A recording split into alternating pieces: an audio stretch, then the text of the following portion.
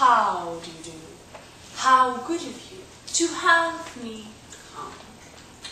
That was an example of Eliza Doolittle's transformation in the movie My Fair Lady from a Cockney accent to a more refined, regal accent.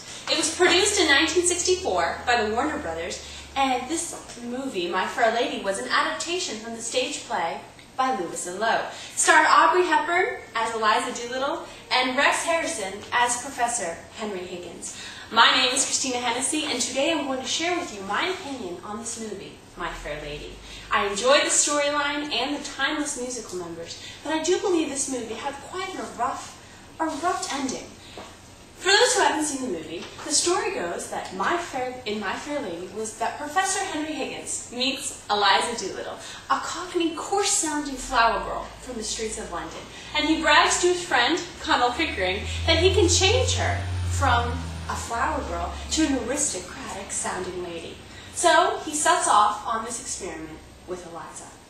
It is so successful that another renowned linguist pronounces that she must be royally born to speak in the way that she does. Eliza does not get any credit, though, for the success of this operation.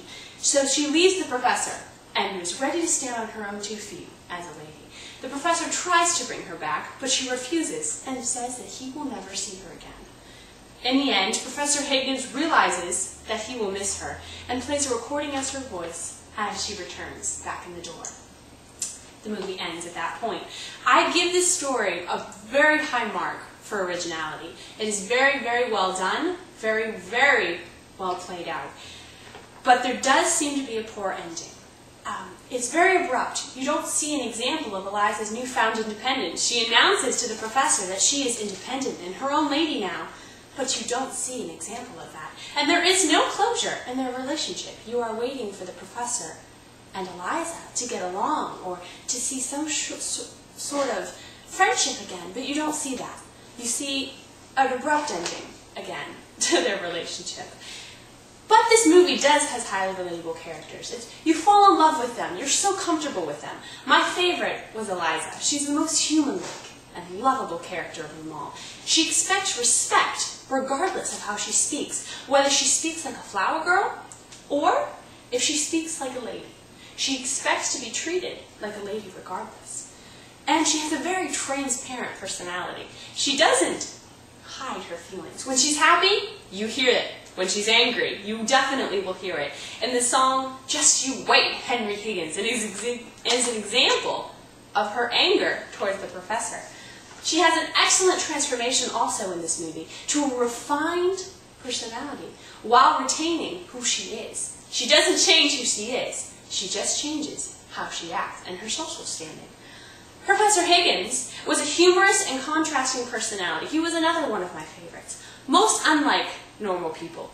He doesn't seem to understand people, especially women, and he avoids them at all costs. And because he avoids them, it's clear that he will never understand them.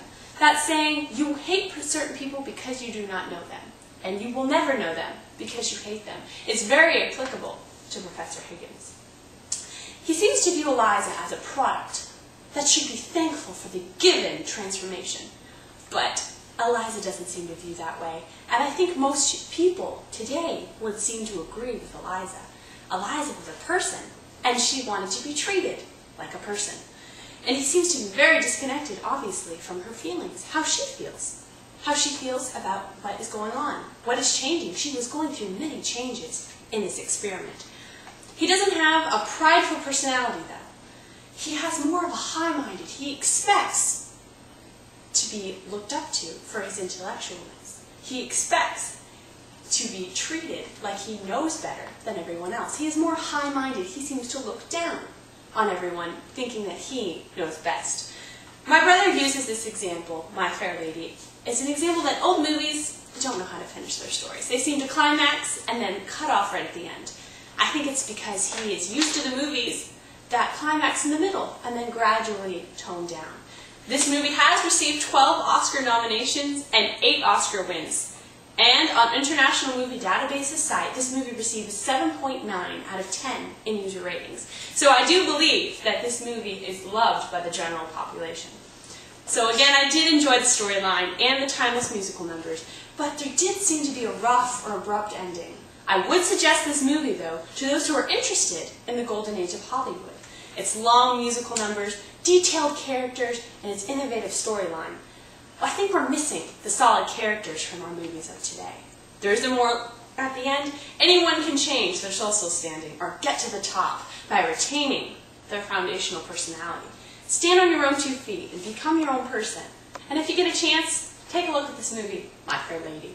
Thank you.